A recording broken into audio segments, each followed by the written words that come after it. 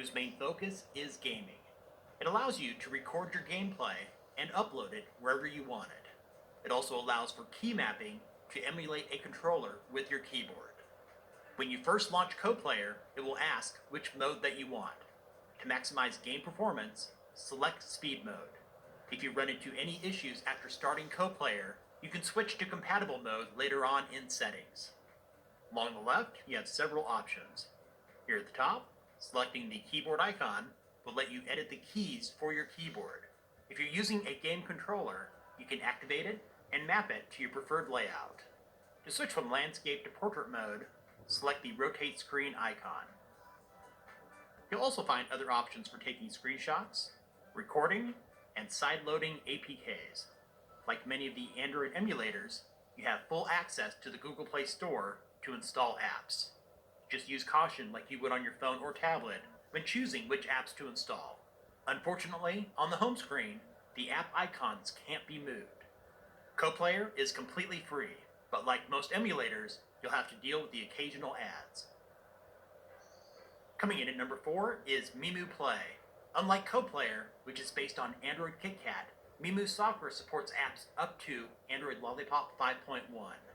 It supports multiple instances to run multiple apps simultaneously, along with support for a mouse, keyboard, and gamepad. In Mimu, all the familiar options show up on the right side of the player. To create multiple instances of the Mimu player for multitasking purposes, select the Multi-Mimu icon. In the lower right, click on Create. You can pick either Android 5.1 or 4.4. 5.1 is newer, so most times you'll select that one. Then click on Start, and it will open a new window for Mimu so you can work on more than one task at a time. Mimu Play is free to use and continues to improve with each new update. In at number 3 is BlueStacks, which is the best known Android emulator and was recently updated to Android Nougat. It has keyboard, mouse, and gamepad support, along with the ability to run multiple apps side by side. This emulator targets gamers.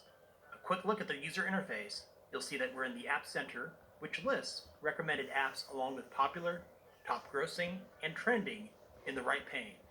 Along the top, you can access My Apps, which will show apps that you have installed. If you need assistance, you can go to the Help Center, and to the right of the Help Center is PikaWorld, which is their in-platform reward currency system where you can redeem points for physical and digital goods, in-app purchases, and can be used to update skins. I personally find PikaWorld to be more of a nuisance with its constant notifications. Let's go back to My Apps. The tabbed interface is a cool feature. When opening an app, it opens in a new tab. This makes it easy to run multiple apps at the same time. Compared to most emulators, BlueStacks is bloated, so it may not run smoothly if you have a PC with lower system specs or an older computer. Anyone can use BlueStacks for free with no limits, but they do charge a fee to remove the ads, which varies depending on your region.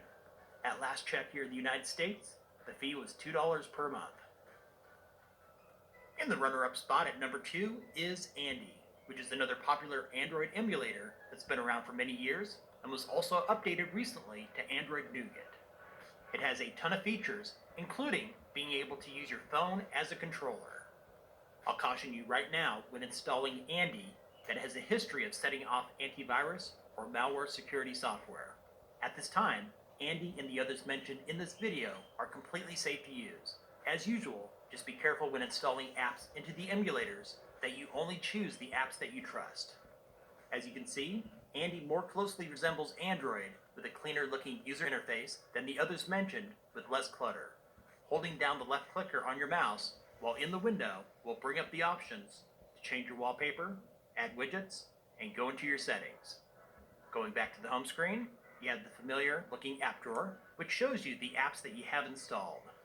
Quite simply, if you've ever used an Android device before, this just may be the easiest Android emulator that you'll ever use. Andy is completely free for personal use. If you run a business, they do have a pro version with plans starting at $12 per month.